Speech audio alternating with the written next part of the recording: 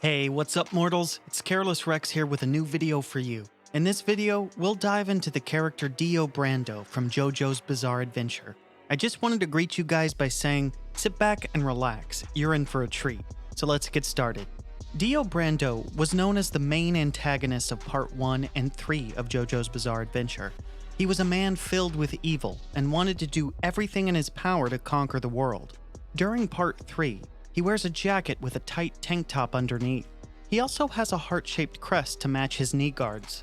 Dio's outfit is mostly orange or yellow. He also wears a necklace covering his neck scar and heart motifs above his feet and pants.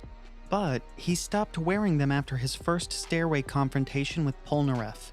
Dio is described as consistently manipulative and dominant, and has repeatedly shown a lack of any conscience or empathy. He enjoys being in a power position, and has often stated how great he feels when he is in a dominating position.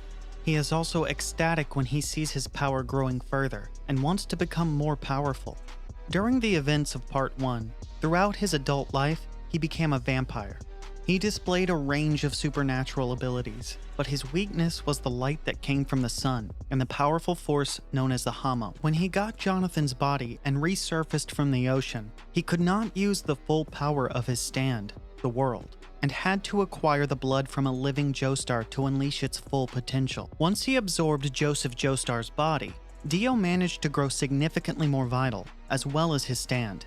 But due to Dio having a stolen body and being half mortal, his regeneration rate was slower. Dio's stand, the world, was a humanoid stand specialized in melee attacks equal to the force and speed of Jotaro Kujo's Star Platinum. A year after gaining his stand, Dio discovered that it was capable of stopping time. At first, he could only do this for a conscious amount of time, but by the end of Part 3, he could stop time for a maximum of 9 seconds. It could have lasted longer if Dio had not been defeated.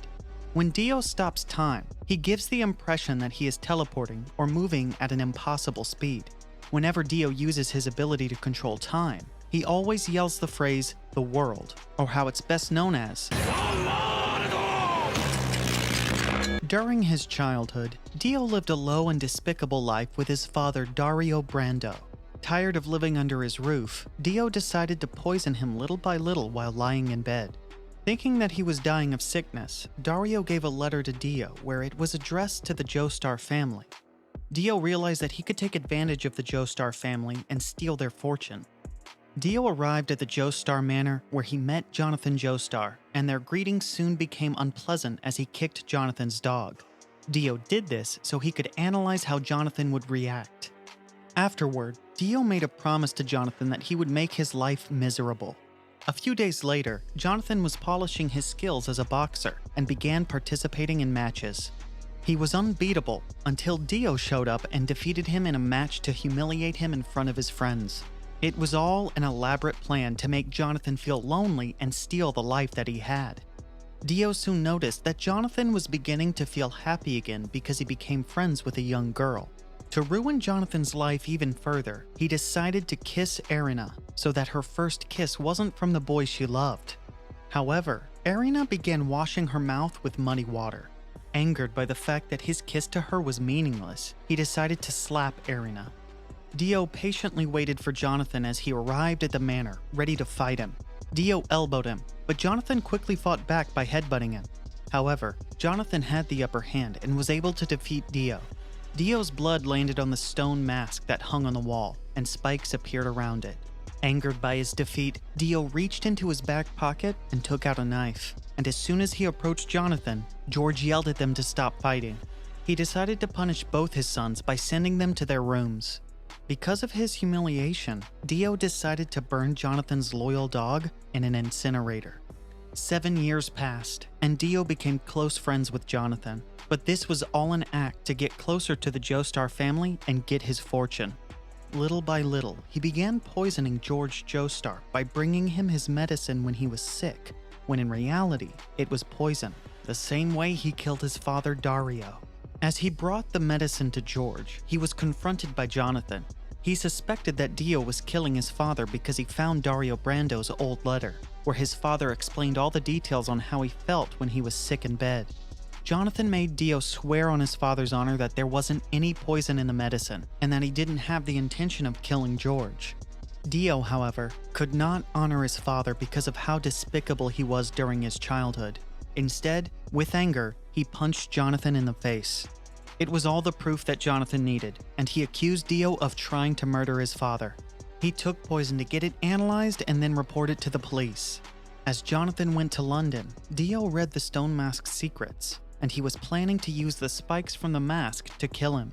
One night, Dio was walking and drinking his sorrows away as he accidentally bumped into two thugs. They both told Dio to watch his manners, and he broke a wine bottle and hit one of the thugs.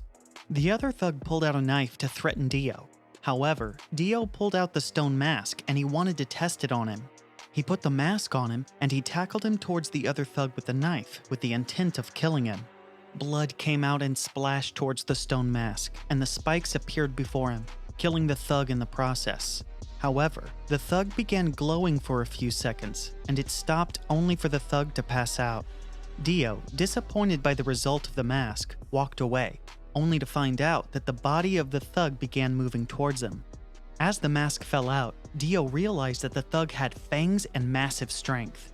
He tried escaping, but it was useless as the thug grabbed Dio by the neck and began draining his blood with his hands. As the sun was coming out, the thug started to burn away to dust. Dio returned to the manor, only to be confronted by Jonathan, and told him that he had all the proof that he needed to accuse Dio of trying to murder his father. Dio gladly accepted his accusation, and his last request was to turn himself in. But this was just a distraction to find a way to use the stone mask. Jonathan believed his claim, but was soon interrupted by Speedwagon telling Jonathan that Dio was only trying to trick him and that he was always evil from the moment he was born.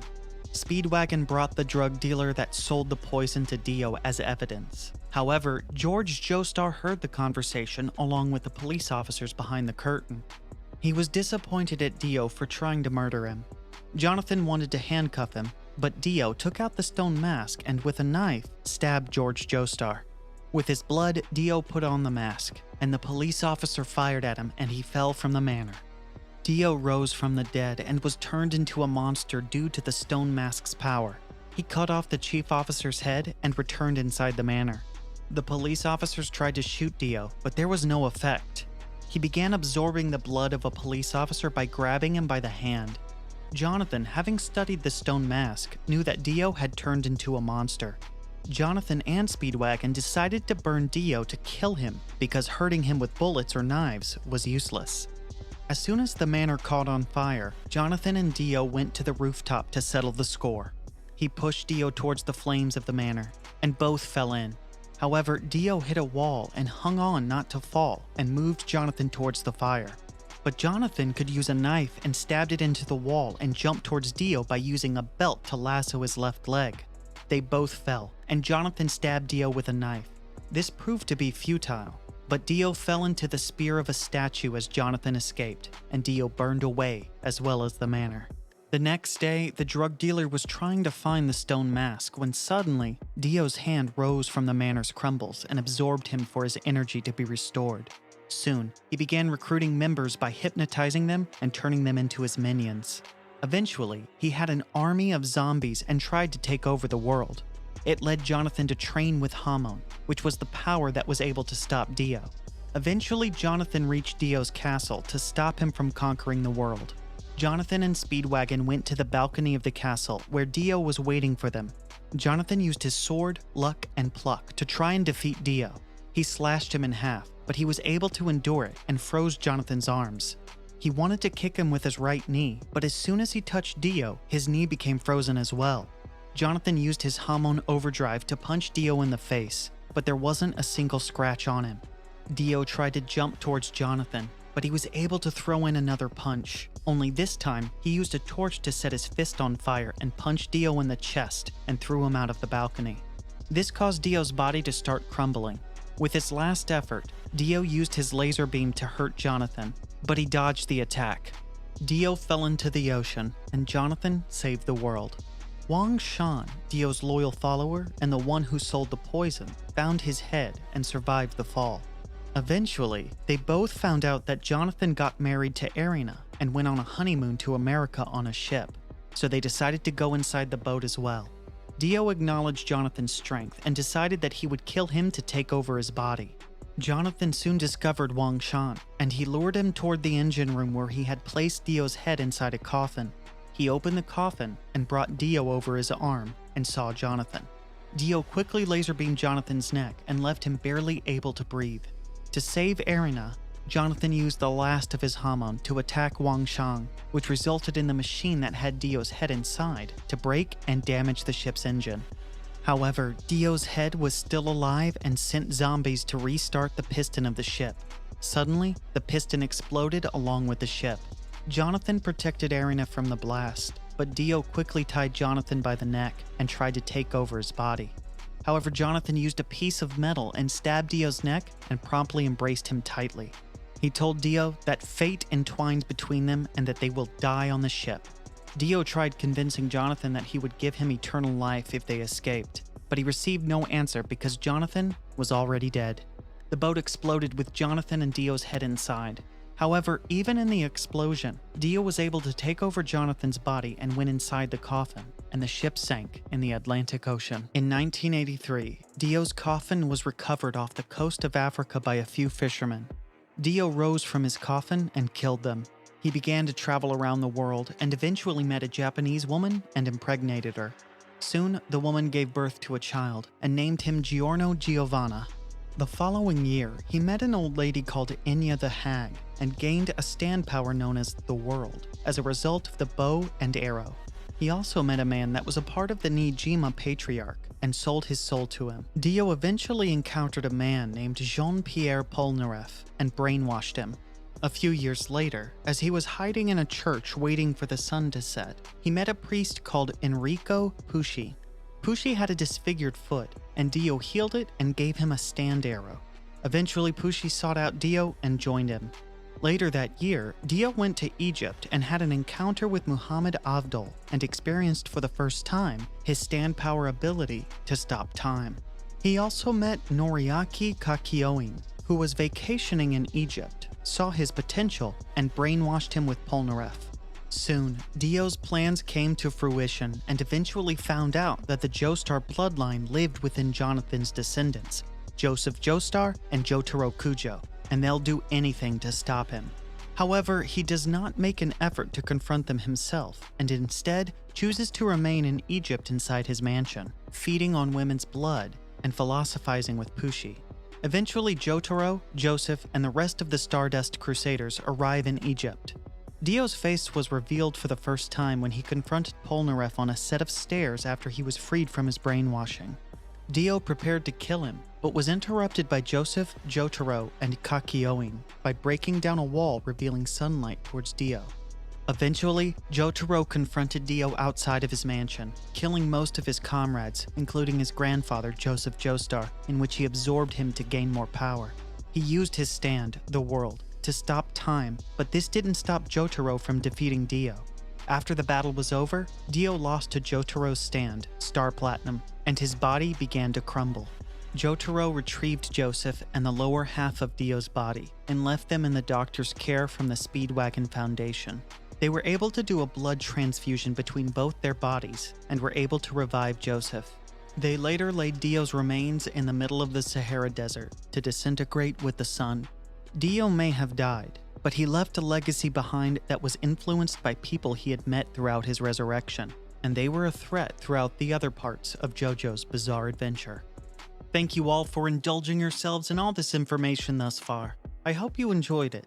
Now there are a few more things that I'd like to go over before the video ends. Firstly, if you're in the mood for some great storytelling, We the Celestials have got you covered. Our We the Celestials, My Hero Academia, and Naruto What If channels retell the story of their namesake anime with a twist. Check it out if you're interested. Secondly, on behalf of We the Celestials, I'd like to thank everyone involved in the production of today's awesome content. Their details can be found in the description below.